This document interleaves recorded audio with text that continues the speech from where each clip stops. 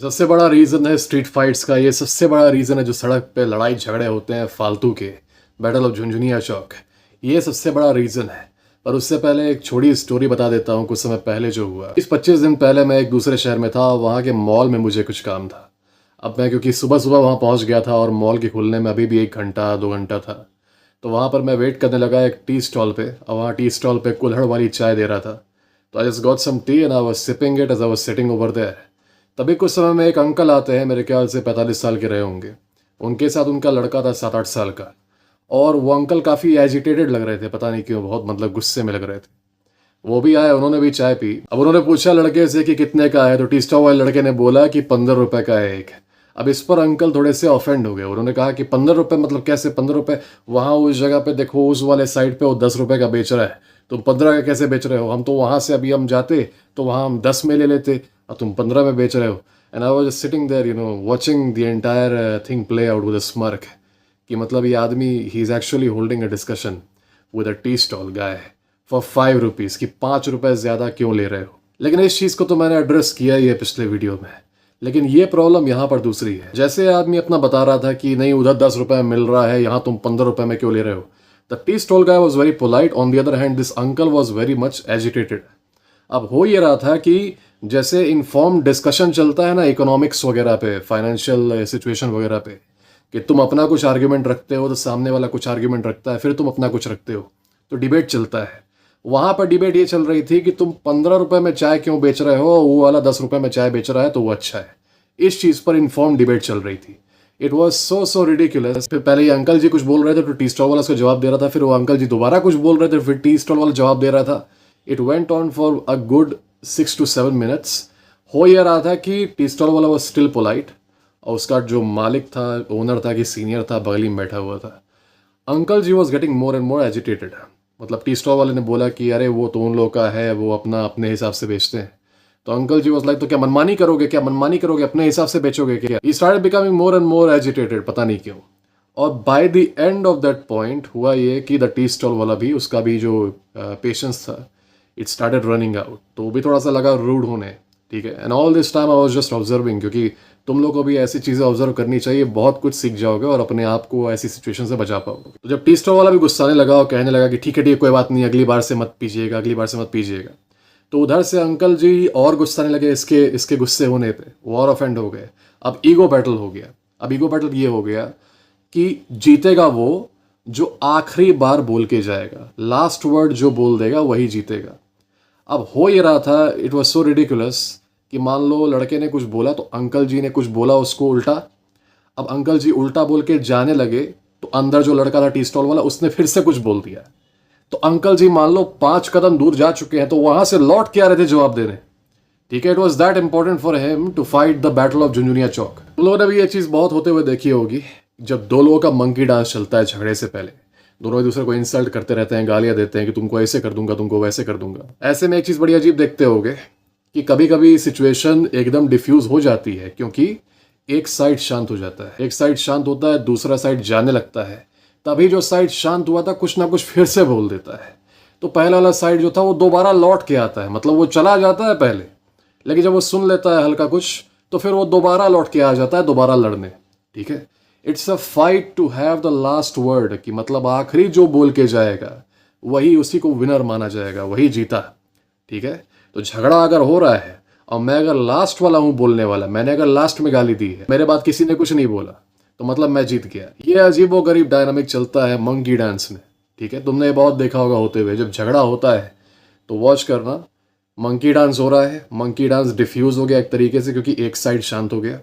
लेकिन जैसे ही डिफ्यूज़ हुआ और जैसे ही अग्रेसिव साइड लगा जाने, तब वो जो डिफेंसिव साइड था, शांत वाला साइड था, उसने फिर से कुछ हल्का सा बोल दिया और अग्रेसिव साइड लौट के आ गया वापस। कुछ कुछ सिचुएशंस में ये बहुत ही सिर्फ मारपीट होती है और एम्बैरसमेंट होता है, लेकिन बहुत ही रेयर सिचुएशंस में डेथ भी होती है। मैंने एक वीडियो देखा था, वहाँ पर कुछ झगड़ा चल रहा था किसी गांव में, तो वहाँ पर 2 आदमी बंदूक लेके आए थे थ्रेटन करने, बस 2 आदमियों को। एक आदमी था, उसका बेटा था, उन दोनों को थ्रेटन करने आए थे।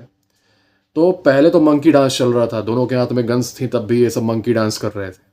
मंकी डांस फिर डिफ्यूज़ हो गया, और जानते हो क्या, वो जो गन वाले आदमी थे वो लगे लौट के जाने, ठीक है।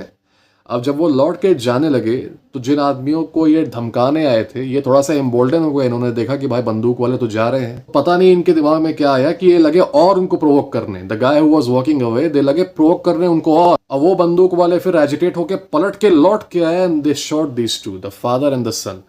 जिन लोगों ने ये न्यूज़ देखा होगा वो समझ पा रहे होंगे किसके बारे में मैं बात कर रहा हूँ। All right, but it is just an example of how these things work. This is a very, very simple tip for you that will help you avoid 90% of all the violent situations in life. क्योंकि if you are a smart man, if you are a strong man, you will choose your battles. It's not about cowardice. मेरा point ये है कि 5 रुपए के लिए अपने आप को एम्बेरस करना, लड़ाई झगड़ा करना, या फिर 5 रुपए के लिए अपनी जान दे देना, ये बहुत बड़ा कोई ग्लोरी का काम नहीं है। तुम्हारे लेगेसी में ये नहीं लिखा रहेगा give his life away for 5 rupees. ऐसे में अगर तुम सिर्फ ये सिंपल टिप फॉलो करते हो तो 90% वायलेंट सिचुएशंस अपनी लाइफ में अवॉइड कर लोगे और फालतू के एम्बेरसमेंट और डैमेज से बचोगे। वो ये है कि do not have the last word, late the other side have the last word.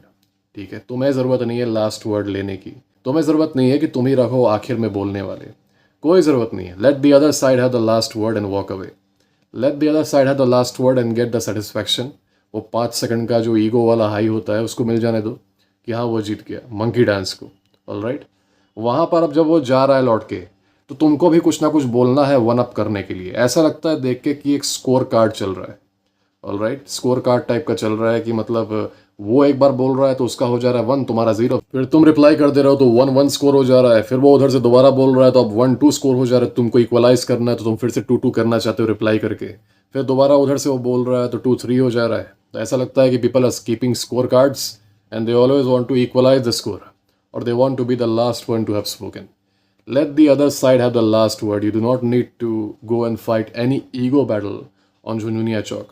सड़क पे कोई ईगो बैटल लड़ने से कोई फ़ायदा नहीं है। तुम अगर जीत भी जाओगे तो तुम्हारी लाइफ को कोई फ़ायदा नहीं होगा, तुम्हारी लाइफ तब भी वही रहेगी। हाँ, बस ये रहेगा तुमको 5-6 मिनट के लिए लग जाएगा कि तुम मतलब बहुत बड़े तुम मर्द हो। मंकी डांस में एंगेज करने का कोई भी फ़ायदा नहीं होता है। मंकी डांस में एंगेज करने से अच्छा just hit first, strike first, लड़ाई ही शुरू कर दो, वो ज़रा सही है। लेकिन अगर मंकी डांस में हो it is just embarrassing for you, time का बर्बादी है, कुछ होता नहीं वहाँ से, बस तुम्हारा ईगो हर्ट होता है और कुछ नहीं। If you are in monkey dance proceed to exit as soon as possible. रहो मत उसमें, आर्ग्यूमेंट मत करो सामने वाले से। सामने वाले ने कुछ बोल दिया, whatever, just walk away. Alright, just walk away, diffuse the situation. मैंने एक एग्जाम्पल देखा 2-3 साल पहले की बात है। मैं एक ऑटो रिक्शा में था और वहाँ पर एक आंटी आती हैं ऑटो रिक्शा में। वो उससे पूछती हैं कि मतलब तुम कितना फेयर लोगे, तो वो बताता है कि 120 या 130 पता नहीं कितना बताया था। तो आंटी इस चीज़ पे ऑफेंड हो गई कि तुम 100 रुपये क्यों नहीं ले रहे हो, तुम 130 क्यों ले रहे हो, 120 क्यों ले रहे हो। तो ऑटो वाला लगा समझाने, आंटी रेडी हो गए बैठने के लिए, ऐसा नहीं कि she refuse to take the ride. लेकिन अब जब आप अग्री कर चुके हो कि आपको देना है 120, तो what is the point of arguing about कि वो 100 क्यों नहीं ले रहा है। ये राइचियसनेस की बात हो गई ना। फिर तुम तो रेडी हो चुकी हो 120 देने के लिए। अब ऑटो वाले से ये डिस्कशन बैठ के कर रही थी कि तुम क्यों इतना ज़्यादा ले रहे हो। तो ऑटो वाला बता रहा था कि क्योंकि इतना टाइम है, रात का टाइम है, तो हम लोग बढ़ा देते हैं, फिर ये रूट ऐसा है, यहाँ पर ये ट्रैफिक है। तो उधर से आंटी अपना काउंटर पॉइंट दे रही थी, तो उधर से ऑटो वाला अपना काउंटर पॉइंट दे रहा था, फिर आंटी अपना काउंटर पॉइंट दे रही थी। I was sitting sitting right there and I was observing it. और मैं देख रहा था कि यार ये कितने बड़े सीरियस मैटर पे ये सब डिस्कशन कर रहे हैं। ठीक है, एक होता कि मान लो she had not given the money, if she had not agreed to give the money, एक होता कि ये तब समझ में आता कि ठीक है बकवास फालतू की हो रही है।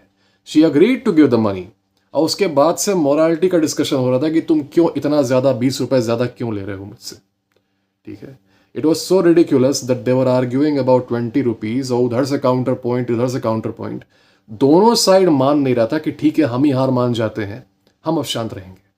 इधर से आंटी बोल रही थी तो इसका जवाब ऑटो वाले को देना ही देना है, और उधर से ऑटो वाला कुछ बोल रहा है तो जवाब आंटी को देना ही देना है। And with time as they were discussing they got even more and more aggressive. उसके बाद से मुझे पता नहीं कि क्या हुआ, because I got off in the middle. पर ये चीज़ें बहुत ज़्यादा होती हैं, और जो मैंने देखा है street altercations and even some violent situations, वहाँ पर मैंने देखा है कि at some point during the monkey dance कई सारी opportunities I to walk away, लेकिन आदमी के ईगो ने उसको वॉक अवे नहीं करने दिया। हुआ यही कि मतलब कई बार सामने की जो अग्रेसिव पार्टी थी वो लौट के जा रही थी, लेकिन चोमू लोग के अंदर ईगो इतना ज़्यादा है कि इन्होंने पीछे से कुछ ना कुछ बोल दिया दोबारा, और वो अपना ईगो बचाने के लिए कि स्कोर को इवन करना है वो भी आ गया वापस। and then violent situations began. So it's very very easy in your life. पर सही में थोड़े से भी स्मार्ट हो, मैं डरपोक बनने को नहीं कह रहा. You should use violence. तुम्हारे अंदर कैपेबिलिटी होनी चाहिए वायलेंस यूज़ करने की, जहाँ पर सही में तो अपना बचाव कर सको, जहाँ पर सही में तो अपने आप को किसी बहुत बड़े डेंजर से बचा सको. ठीक है. वायलेंस सड़क पे झुंझुनिया चौक पे यूज़ करने के लिए नहीं है कि तुमको मूंगफली 5 रुपए महंगा बेच रहा है तो वहाँ पे जाके उससे लड़ लो. ठीक है. उसके लिए नहीं होता वायलेंस. लोग बैटल ऑफ पानीपत याद रखते हैं ना, क्योंकि वहाँ पे स्टेक्स हाई थे. लोग बैटल ऑफ झुंझुनिया चौक याद नहीं रखते. ठीक है. 5 रुपए की मूंगफली के लिए वहाँ पे लड़ाई कर रहे हो तो उसको लोग याद नहीं रखेंगे. It's not about cowardice, it's about just being smart, not being a zombie basically. Do not have the last word, let the other side have the last word and you will always be safe. This goes the same way for any argument that you have. सड़क पे झगड़े की ही बात नहीं कर रहा. कोई आदमी है तुम्हारे लाइफ में, तुम्हारा फ्रेंड है, तुम्हारी गर्लफ्रेंड है, जो भी है, दे आर डूइंग सम फालतू डिस्कशन विद यू, कोई फालतू argument. Late the other side have it, late the other side have it. तुम्हें कुछ बोलने की ज़रूरत नहीं है, तुम्हें कोई काउंटर पॉइंट देने की ज़रूरत नहीं है. तुम कोई ऐसा डिस्कशन नहीं कर रहे हो जिससे देश में बदलाव आ जाए, तुम्हारी लाइफ में कुछ बदलाव आ जाए. फालतू की बातें कर रहे हो जिसका कोई कंक्लूजन नहीं निकलेगा, तुम्हारी लाइफ चेंज नहीं होगी, लाइफ इंप्रूव नहीं होगी. You will just be wasting your time. और कई बार लोग 3-4 घंटे बहस करते हैं और फिर वो टाइम चेक करते हैं, उनको पता चलता है कि यार ये तो मैं डिस्कशन में ही मैंने इतना टाइम लगा दिया, सोचो मैं क्या कुछ कर लेता है इस टाइम में. You actually smart, you will not engage in फालतू के डिस्कशन. अगर सामने वाला उसको लग रहा है कि ये छोटा सा आर्ग्यूमेंट बहुत बड़ी बैटल है उसके लिए, तो उस बेचारे को ये खुशी रख लेने दो, उसको खुश हो जाने दो, थोड़ा सा उसको दे दो ये विक्ट्री. ठीक है. तुम्हारे लिए कुछ नहीं होगा, ये उसके लिए बहुत बड़ी चीज़ है. ये वो बेचारा खुश हो जाएगा ज़िंदगी भर. तो let him have it, let him have the last word.